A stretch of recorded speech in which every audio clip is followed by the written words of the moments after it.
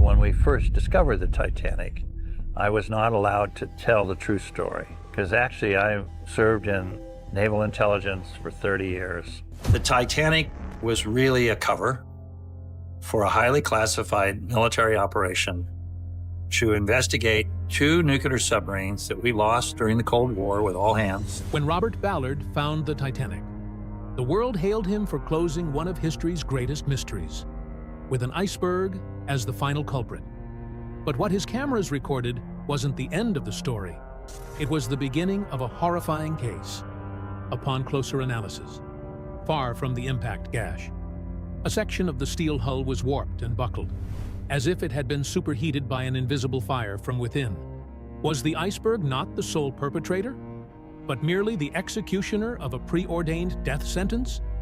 What is the evidence for this? And what is the truth that Ballard feels compelled to confess before it's too late?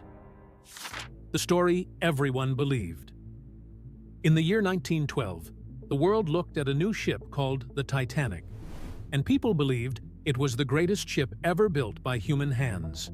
It was enormous, beautiful, and filled with the most advanced technology of its time.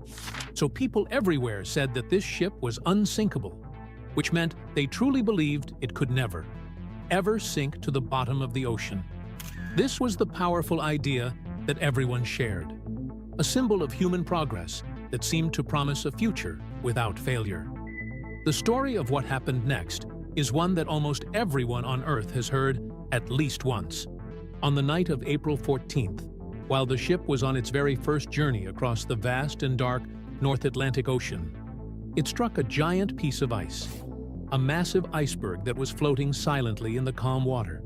Within just a few hours, the unsinkable ship did the one thing people thought was impossible. It broke apart and disappeared beneath the freezing waves, taking more than 1,500 people with it. After this terrible event, governments in America and Britain held formal investigations, called official inquiries, where they asked the people who survived exactly what they saw and heard. Based on the words of these survivors, the world was given one single, clear story. A story that became the official truth for the next 73 years. This official story stated that the iceberg was the only cause, a tragic accident where nature defeated the best technology that humans could create.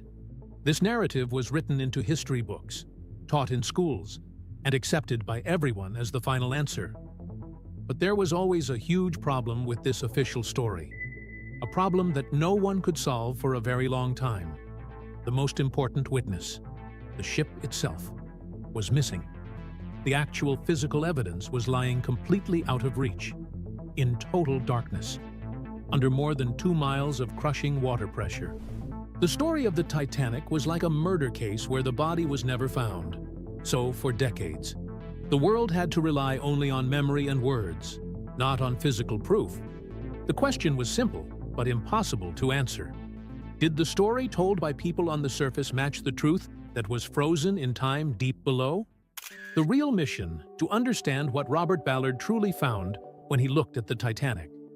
We first have to understand the real reason he was even there, because the story the public was told was not the complete truth. Robert Ballard was not just a scientist who was interested in history. He was also a commander in the United States Navy, and he had worked with them for many years on very important and very secret projects.